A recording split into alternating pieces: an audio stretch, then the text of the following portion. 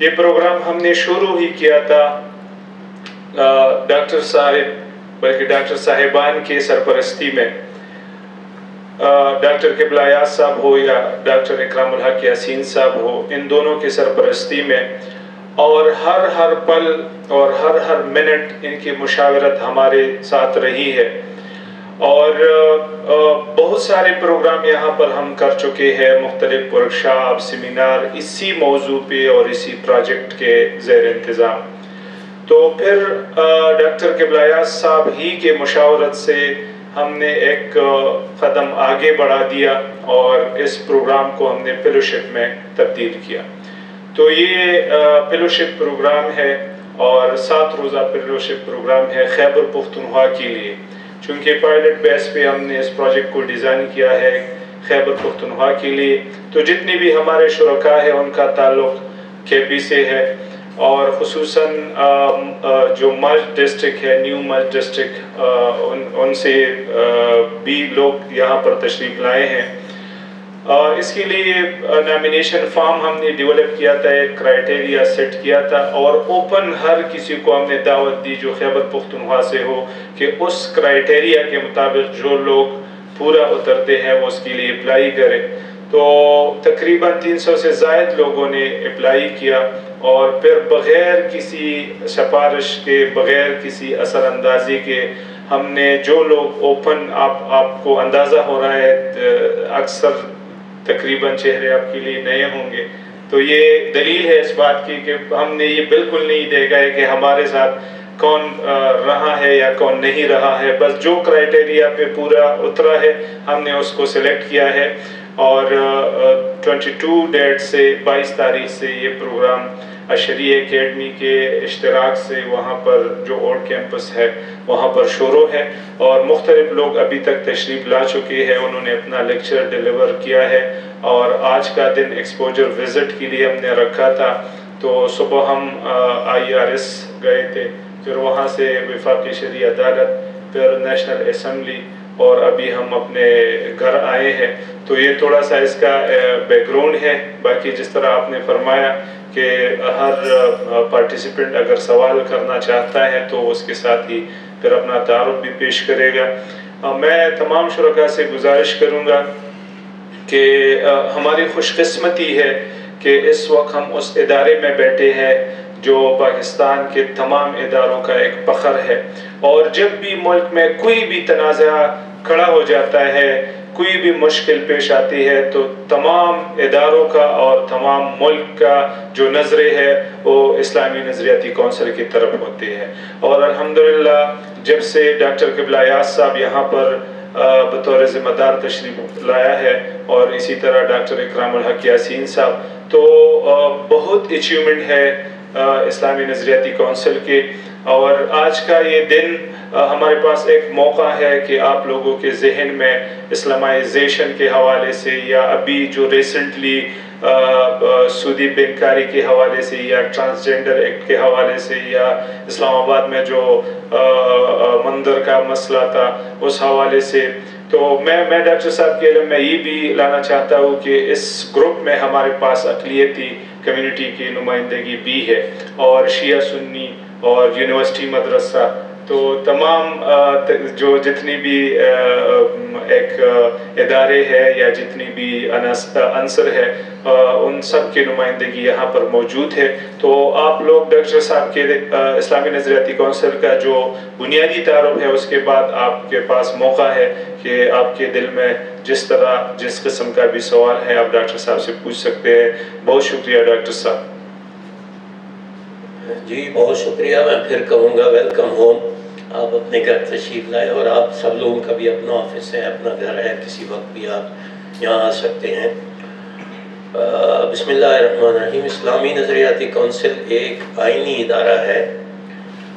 ریاست میں اداروں کی تقسیم مختلف ناموں سے کی جاتی ہے، اور دستور میں ان کی پروویژنز ہوتی ہیں۔ جن اداروں کے براہ راست نام دے دیے جائیں دستور میں ان کو آئینی ادارے کہا جاتا ہے۔ آئین اور دستور ایک ہی چیز کا نام ہوتا ہے۔ تو جو مذہبی تعبیر و تشریح کے حوالے سے خاص کر قوانین میں اور معاشرے کو اسلامی احکام اور تعلیمات کے مطابق بنانے کے لیے جو رہنمائی اور تعبیر و تشریح ہے، اس کے لیے اسلامی نظریاتی کونسل کا ادارہ تشکیل پایا ہے۔ پھر جو منسٹریز وغیرہ ہوتی ہیں ان کا دستور میں ذکر ہونا ضروری نہیں ہوتا، بلکہ ہوتی بھی نہیں ہے۔ دستور میں تقاضے لکھے ہوتے ہیں کہ کیا ہم نے کرنا ہے، ملک کس طریقے سے چلے گا، اس کے مطابق قوانین بن جاتے ہیں، اسی کے مطابق پھر حسب ضرورت حکومتیں منسٹریز بنا لیا کرتی ہیں۔ لیکن جو آئینی ادارے ہوتے ہیں وہ ریاست کا حصہ ہوتے ہیں، حکومت سے ایک لحاظ سے اوپر ہوتے ہیں، انہوں نے حکومت کو گائیڈ کرنا ہوتا ہے، یا بعض ادارے ایسے ہوتے ہیں جنہوں نے حکومت بنانے میں فیسیلیٹیٹ کرنا ہوتا ہے، اور بعض ادارے ایسے ہوتے ہیں جنہوں نے ان کا حساب و کتاب رکھنا ہوتا ہے۔ دینی لحاظ سے اسلامی نظریاتی کونسل ریاست کا آئینی ادارہ ہے، اور حساب و کتاب کے لحاظ سے آڈیٹر جنرل آئینی ادارہ ہوتا ہے۔ اسی طریقے سے عدل کے لحاظ سے ہمارے جتنے کورٹس ہیں، سپریم کورٹ، ہائی کورٹ وغیرہ، وہ آئینی ادارے ہیں۔ قانون بنانے کے حساب سے پارلیمنٹ اور صوبائی اسمبلیاں جو ہیں وہ آئینی ادارے ہیں، اور حکومت بنانے کے لیے جو فیسیلٹی فراہم کرتے ہیں وہ الیکشن کمیشن آف پاکستان ہے۔ تو ان سب کا ذکر دستور کے اندر موجود ہے۔ جیسے حمید جان صاحب نے بتایا کہ ایک تو اسلامی نظریاتی کونسل کے اپنے فرائض منصبی ہیں جن پہ کونسل ہر وقت کام کرتی رہتی ہے، اور بعض دفعہ ایسا ہوتا ہے کہ فرائض منصبی سے ہٹ کر جب حکومت کسی مسئلے میں پھنس جاتی ہے، کوئی پرابلم دینی لحاظ سے پیش آ جاتا ہے، تو پھر وہ کونسل سے رجوع کرتے ہیں، اور اللہ کا شکر ہے کہ کونسل اس کے لیے اب تک کامیاب رہی اور حکومت کی بھی مدد کی مشکلات سے نکلنے میں۔ اسلامی نظریاتی کونسل کے کم از کم 8 ممبر ہوتے ہیں، زیادہ سے زیادہ 20 ممبر ہو سکتے ہیں، اور اکثر 20 ہی پورے ہوتے ہیں جب تک تقرر ہو جائے۔ اگر تقرر میں تاخیر ہو تو وہ ایک الگ چیز ہوتی ہے، لیکن ایسا بہت کم ہوتا ہے کہ 8 ممبر یا اس سے ذرا زیادہ ممبر مقرر کر کے کہا جائے کہ کونسل پوری ہو گئی۔ نہیں، 20 ممبر پہ ہی کونسل پوری کی جاتی ہے، لیکن 8 تک بھی گزارا چل سکتا ہے اگر ہو تو کونسل کی ایگزسٹنس مانی جاتی ہے۔ انہی میں سے ایک کو چیئرمین بنایا جاتا ہے۔ جو کونسل کے ممبران ہیں ان کا سٹیٹس ممبر پارلیمنٹ کے برابر ہوتا ہے، اور چیئرمین کا سٹیٹس جو ہے وہ گورنمنٹ اپنے طور پہ پھر مقرر کرتی ہے، اور یہ صدر کا کام ہوتا ہے۔ لیکن صدر ظاہر ہے اکیلے نہیں کرتے، سمری پٹ اپ ہوتی ہے، پھر پرائم منسٹر کے پاس جاتی ہے، پھر وہاں سے سفارش ہوتی ہے، پھر آگے جاتی ہے۔ اس میں تھوڑی سی اور تقسیم بھی ہے۔ اس کے 1/3 جو ارکان ہیں وہ ایسے ہونے چاہیے کہ جو دینی علوم کے ماہر ہوں، کم از کم 15 سال انہوں نے دینی علوم میں خدمت کی ہو، یا تو تدریس کی ہو، اور یا اس کے بارے میں ان کا ریسرچ وغیرہ کا یا انتظامات کا تجربہ ہو۔ پھر اس میں اور تقسیم یہ ہے کہ جو دینی علوم کے ماہر ہوں گے ان میں تمام مکاتب فکر کی نمائندگی ہونا ضروری ہے۔ تو ہمارے ممبران میں سنی بھی ہوتے ہیں، شیعہ بھی ہوتے ہیں، پھر سنی میں بریلوی بھی، دیوبندی بھی، اہل حدیث بھی، یہ سارے ارکان ہوتے ہیں تاکہ مل جل کر باہمی اتفاق رائے سے یا ڈسکشن کے بعد کسی نتیجے پہ پہنچ جائیں۔ یہی وجہ ہے جیسے تحمید صاحب نے بتایا کہ جب گورنمنٹ کو مشکل پیش آتی ہے تو پھر وہ گورنمنٹ ہی اسی کونسل کی طرف دیکھتے ہیں اور کونسل ان کی مدد کر دیتی ہے۔ اسی طریقے سے کونسل کے ارکان میں 2 ججز کا ہونا ضروری ہے۔ وہ جج جو ہیں ڈسٹرکٹ جوڈیشری کے نہیں ہوں گے، بلکہ کم از کم ہائی کورٹ کے ہوں گے یا سپریم کورٹ کے ہوں گے۔ سٹنگ جج بھی ممبر بن سکتے ہیں اور ریٹائرڈ جج بھی ممبر بن سکتے ہیں۔ خواتین کی نمائندگی کے لیے کم از کم 1 ممبر کا خاتون ہونا ضروری ہے، اس کے علاوہ زیادہ جتنی ہو جائیں اس کی کوئی قید یا کوئی پابندی نہیں ہے۔ کونسل کے جو کام ہیں، 4 کام کونسل کے دستور کے اندر لکھے ہوئے ہیں۔ پہلا کام یہ ہے کہ ایسی چیزوں کی سفارش کرنا، اور سفارش کس کو پیش کرتے ہیں؟ سفارش کونسل مقننہ کو پیش کرتی ہے۔ تو اس لحاظ سے پبلک سیکٹر ادارہ نہیں ہے بلکہ اسٹیٹ کا ادارہ ہے۔ پبلک سیکٹر اداروں میں آپ کے ذاتی کام جو ہوتے ہیں وہ ہوتے ہیں اور آپ اپنے مسائل لے کے جاتے ہیں۔ یہاں پہ ذاتی مسائل نہیں ہوتے بلکہ قومی مسائل جو ہیں وہ ڈسکس ہوتے ہیں۔ اس لیے کونسل کی ذمہ داری یہ ہے کہ وہ اپنی سفارشات ساری کی ساری مقننہ کو بھیجتی ہے۔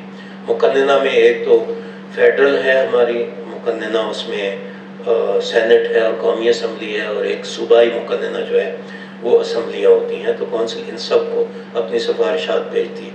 پہلا فرض منصبی یہ ہوا کہ انفرادی اور اجتماعی زندگیاں کیسے دینی احکام کے مطابق بنائی جا سکتی ہیں، اس کا شوق کیسے پیدا ہو سکتا ہے، اس کی ترغیب کیسے ہوتی ہے، اس میں مدد کیسے دی جا سکتی ہے، کونسل نے یہ طریقے بتانے ہوتے ہیں، تو اس پہ کونسل کام کرتی ہے۔ اس کے بعد دوسرا فرض منصبی ہے کہ جو قانون بنایا جا رہا ہو، اگر پارلیمنٹ کو یا صوبائی اسمبلی کو کہیں یہ خود محسوس ہوتا ہے کہ اس کو اسلام کے مطابق بنانے میں ہمارے ہاں کوئی کمی ہے یا اسلام کے مطابق نہیں بن پا رہا ہے، تو وہ حتمی رائے کے لیے کس کو بھیج دیتے ہیں؟ کونسل کو بھیج دیتے ہیں۔ اس کو ریفرنس بھیجنا کہتے ہیں۔ تو ریفرنس جب آ جاتا ہے تو کونسل اس کے اوپر کام کرتی ہے۔ کونسل کی ذمہ داری ہے کہ ریفرنس آ جائے تو 15 دن کے اندر اندر ایک جواب بھجوا دیں، اور وہ جواب کیا ہوگا، اس میں ہم نے یہ بتانا ہوگا کہ آپ کے اس سوال کا جواب دینے میں ہمیں کتنا وقت لگے گا۔ تو یہ فتویٰ نہیں ہے کہ آپ فتویٰ بھیج دیں اور دوسرے دن تیسرے دن مفتی صاحب سے کہیں جی میرے فتوے کا جواب دے دیں، وہ اس طرح نہیں ہوتا، بلکہ یہ قانون سازی کے لیے محنت کرنی ہوتی ہے، اور محنت ہمارے ڈی جی صاحب اور ساتھ CRO چیف ریسرچ آفیسر ہمارے ہاں بیٹھے ہیں۔ جو ہی ہمارے پاس کوئی ریفرنس آ جاتا ہے تو پھر یہ لوگ اس پہ کام شروع کر دیتے ہیں۔ اس پہ کام کیا کرنا ہوتا ہے کہ اس میں دینی کتابوں میں کیا لکھا ہوا ہے، قرآنی آیات کون سی اس کو ٹچ کرتی ہیں، کون سی حدیث کا اس کے ساتھ تعلق بنتا ہے، فقہا نے اس کے بارے میں کیا لکھا ہے، پہلے سے اس کے بارے میں کوئی قانون بنا ہوا ہے یا نہیں بنا ہوا، بنا ہوا ہے تو اس کا حوالہ دینا ہے، کوئی سروے وغیرہ کہیں سے مل جائے۔ بعض دفعہ ایکسپرٹس کو بلانا پڑتا ہے، پھر ایکسپرٹس کو ہم بھیج دیتے ہیں کہ جی مثلا ڈاکٹرز کے متعلق کوئی کام ہے، سائنسدانوں کے بارے میں کوئی کام ہے، اقلیتوں کے بارے میں کوئی کام ہے، تو پھر ہم ان کو بھیج دیتے ہیں کہ آپ اپنی رائے جو ہے اس کے بارے میں دے دیں، ان کی تحریر رائے بھی مانگ لیتے ہیں۔ پھر اس پورے کو کمپائل کر کے اس کا ایک خلاصہ نکال کے تو وہ ایجنڈے میں شامل ہو جاتا ہے۔ جب ایجنڈا آتا ہے تو ایجنڈے میں صرف ایجنڈا آئٹم نہیں ہوتا، بلکہ اس کے ساتھ ریسرچ نوٹس بھی لگے ہوئے ہوتے ہیں۔ ریسرچ نوٹس ہمارا ریسرچ ونگ تیار کرتا ہے، ہمارا ایک ڈائریکٹر لا بھی ہیں، ان کے ساتھ اور عملہ بھی ہے، قانون کے پہلو سے وہ دیکھتے ہیں۔ ہمارے ہاں ایک ونگ جو ہے وہ ٹرانسلیشن کا ہے، کیونکہ ہماری سرکاری زبان اردو ہے، اس میں علماء بھی ہوتے ہیں، غیر علماء بھی ہوتے ہیں، اس لیے ہم اپنا سارا مواد جو ہے وہ اردو میں تیار کرتے ہیں۔ انگلش میں جتنا مٹیریل آتا ہے پھر اس کو ہم ترجمہ کرتے ہیں، ترجمہ اردو میں کر کے تو پھر یہاں پیش کیا جاتا ہے۔ تو ریفرنس کا جواب جو ہے وہ اس طریقے سے ایجنڈے میں شامل ہوتا ہے۔ پھر تیسری چیز جو ہوتی ہے وہ یہ ہوتی ہے کہ جو قوانین پہلے سے موجود ہیں، پہلے سے موجود سے مراد یہ دیا جاتا ہے کہ 1973 کے آئین کے تحت اگر یہ کونسل بنی ہے تو 1973 سے پہلے جو قوانین ہم نے انگریز سے ورثے میں لیے تھے یا اس کے بعد 73 سے پہلے بنا لیے تھے، ان سب پہ غور و خوض کرنا ہے۔ اگر اس میں کوئی چیز اسلام کے مطابق، اسلام کے خلاف ہمیں نظر آتی ہے تو اس کی رپورٹیں بنا کے ہم نے یہ تجاویز پیش کرنی ہے کہ ان کو کیسے اسلامی احکام کے مطابق بنایا جا سکتا ہے۔ اس کی فائنل رپورٹ کونسل نے 1996 میں پیش کر دی تھی پارلیمنٹ کو۔ چوتھا کام کونسل کا یہ ہے کہ اسلامی احکام کو آسان کر کے ایک کتابی شکل میں ایسے مرتب کر دیں کہ اگر ان کو قانون بنانے کے لیے استعمال کرنے کی ضرورت پیش آئے تو فوری طور پہ وہ قابل استعمال ہوں اور ان کی بنیاد پر قانون بنائے جا سکیں۔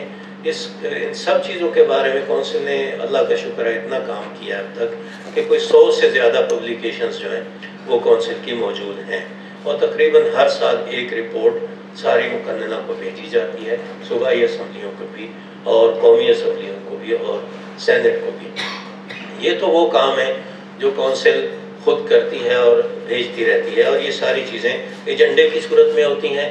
ایجنڈے کے ساتھ ریسرچ نوٹس ہوتے ہیں، پھر یہاں جہاں آپ لوگ بیٹھے ہوئے ہیں یہیں پہ ممبران آ کے بیٹھتے ہیں اور ایجنڈے کی ایک موٹی سی کتاب ان کے سامنے رکھی ہوئی ہوتی ہے، وہ خود بھی محنت کر کے آتے ہیں، اس کے لیے اپنے ریسرچ نوٹس تیار کر کے آتے ہیں، ایک ایجنڈا آئٹم پہ ڈسکشن ہوتی ہے اور پھر آخر میں اس کا فیصلہ ہوتا ہے۔ جو فیصلہ ہوتا ہے اسی کو ہم کونسل کی سفارش کہتے ہیں، اسی کو آگے بھجوایا جاتا ہے۔ اس کے علاوہ منسٹریز کو جواب دینا یا اسسٹ کرنا یہ کونسل کا کام نہیں ہے، لیکن چونکہ ایک ریاستی ادارہ ہے تو اکثر منسٹریز کو جو اسلامی حوالے سے چیزیں پیش آتی ہیں، صرف وزارت مذہبی امور نہیں، انسانی حقوق کو لے لیں، اقلیتوں کے مسائل کو لے لیں، معاشی مسائل کو لے لیں، سود وغیرہ کے مسئلے جتنے بھی ہیں، وہ کونسل کے پاس ادارے اور منسٹریز جو ہیں وہ اکثر ہی بھیجتے رہتے ہیں۔ کونسل پھر ان کو بھی انٹرٹین کرتی ہے اور ان کو بھی ایجنڈے میں شامل کر کے یہاں پہ اس کے اوپر کام کر کے اپنی سفارشات پیش کرتے ہیں، اور ان کو بھی رہنمائی کے لیے ان سفارشات کی ایک کاپی جو ہے وہ بھیج دی جاتی ہے، اور اس طریقے سے کونسل قانون سازی میں کافی مدد دے دیتی ہے۔ ایک اور طریقہ یہ ہے کہ جو اسٹینڈنگ کمیٹیز ہوتی ہیں، جب ان کے پاس قوانین کے مسودے آ جاتے ہیں تو وہ بھی اکثر اوقات کونسل سے رابطہ کر لیتے ہیں، پھر یہاں سے چیئرمین صاحب یا ڈی جی صاحب یا کوئی اور آفیسر جو ہے وہ چلے جاتے ہیں اور وہاں جا کے کونسل کی سفارشات کے بارے میں ان کو بتا دیتے ہیں، اور ان کی جتنی رہنمائی ہو سکتی ہے جتنی ممکن ہو وہ کر لیتے ہیں، اور جو چیز نہیں ہو اس کو پھر کونسل کے ایجنڈے میں شامل کر لیا جاتا ہے۔ بعض دفعہ یوں ہوتا ہے کہ قانون سازی سے ہٹ کر مسائل جو ہیں اس میں حکومت پھنس جاتی ہے، تو پھر وہ کونسل سے رجوع کر لیتے ہیں۔ مثال کے طور پر امن و امان کا مسئلہ ہے، امن و امان کے مسئلے کے لیے اب کوئی گزشتہ 4-5 سالوں سے ایسے ہو رہا ہے کہ محرم سے پہلے یہاں پہ ایک اجلاس ہوتا ہے، اجلاس میں امن و امان قائم کرنے والے ادارے بھی شامل ہو جاتے ہیں، ہر مسلک کے علماء کو بھی بلا لیا جاتا ہے، اور اس میں ہر سال یہ نئے سرے سے عہد کیا جاتا ہے اور دستخط کیے جاتے ہیں کہ محرم میں امن و امان قائم رکھا جائے گا۔ اور آپ دیکھتے ہیں کہ کئی سال ہو گئے ہیں اب کوئی ایسے مسائل پیش نہیں آ رہے، تو اس میں اس ہال کا بھی بہت عمل دخل ہے جس کے اندر آپ لوگ بیٹھے ہوئے ہیں، اور اس طریقے سے اللہ کا شکر ہے کہ غیر قانون سازی کے جو مسائل ہیں اس کے اندر بھی کونسل بہت مدد دے رہی ہے۔ ایک بہت مشہور واقعہ پیش آیا کہ یہاں ہندو مندر بننے کا مسئلہ پیش آ گیا، اور سارے ملک سے پریشر آیا کہ اسلامی ملک ہے، اس میں ہندو مندر تو نہیں بنایا جا سکتا۔ ہمارے چیئرمین صاحب کا وزڈم تھا کہ انہوں نے کہا کہ ہم اس کو جلدی جواب نہیں دیں گے۔ اس کے لیے ہم نے ڈسٹرکٹ گورنمنٹ کے ساتھ رابطہ کیا اور ان کو کہا کہ آپ ہمیں سیکیورٹی بھی فراہم کریں اور بندہ بھی ساتھ دیں، ہم جتنے مندر پنڈی اور اسلام آباد میں ہیں ان کو وزٹ کرنا چاہتے ہیں۔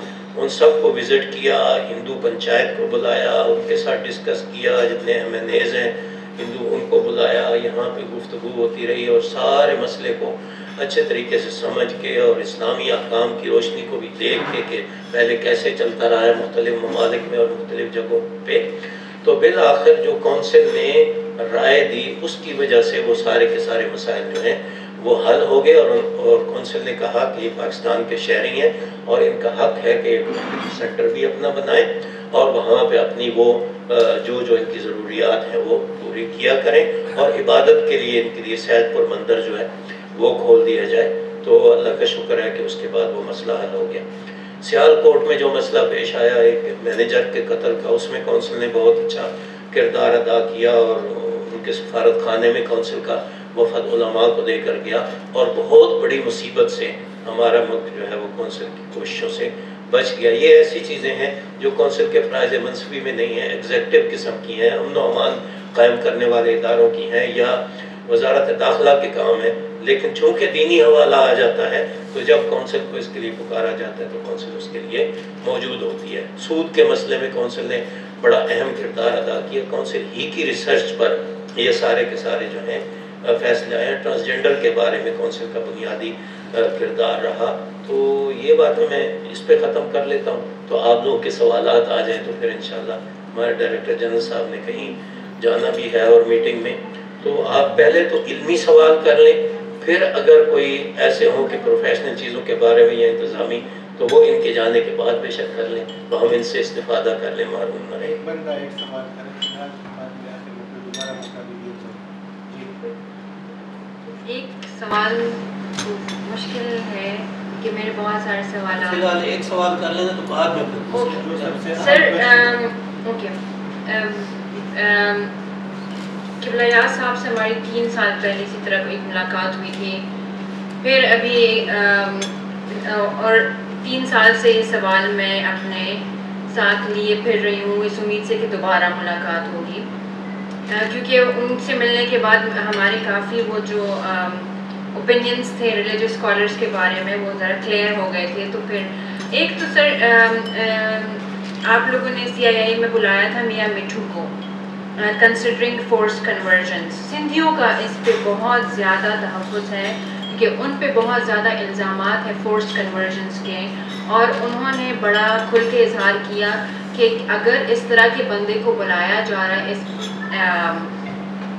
فورس کنورژنس بل کے لیے ستمبر 2021 میں, تو انہوں نے کہا کیا اب یہ تو ہمارا اعتبار ہی اب نہیں ہے کاؤنسل پہ, تو پلیز اس چیز پہ روشنی ڈالیے. کیونکہ پھر ہم نے میں نے ایز اے انڈیویژول میں نے تو یہ نیوز پڑھی, جب میں نے اس پہ ریسرچ کی تو واقعی میں ان پہ بہت سارے الزامات ہیں اور ظلم و جبر کے ان کے بڑے واقعات مشہور ہیں. اس کا علمی جواب تو DG صاحب دیں گے.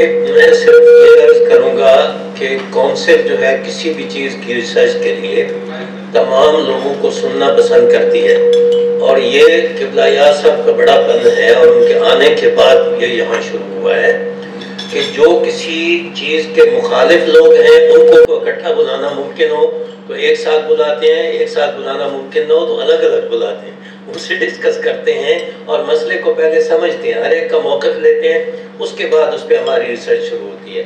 تو DG صاحب سے درخواست ہے کہ اس کے بارے میں.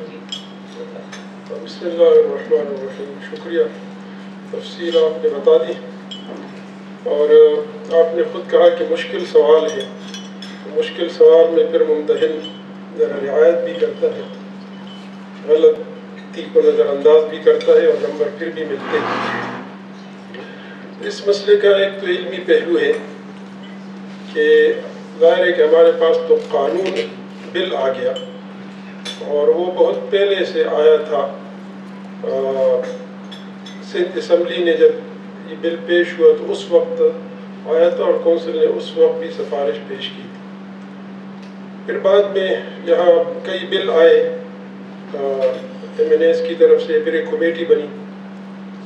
اس بل پر ہمیں جو بنیادی طور پر علمی اعتراض تھا شرعی لحاظ سے, کہ ایک تو اس میں یہ کیا گیا تھا کہ 18 سال تک تو اسلام قبول کرنے پر پابندی تھی, کہ 18 سال تک تو کوئی اسلام قبول کرے گا بھی تو اس کو مسلمان نہیں مانا جائے گا, کیونکہ وہ بچہ ہے اور بچوں کی باتوں کا اعتبار نہیں ہوتا.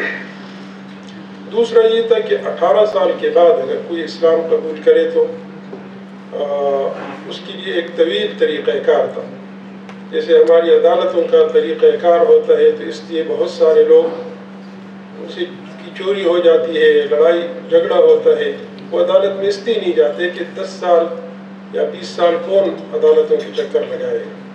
تو اتنے چکر لگوانے کے بعد اگر کوئی اسلام قبول کرے تو وہ پھر اسلام قبول کرے گا ہی نہیں.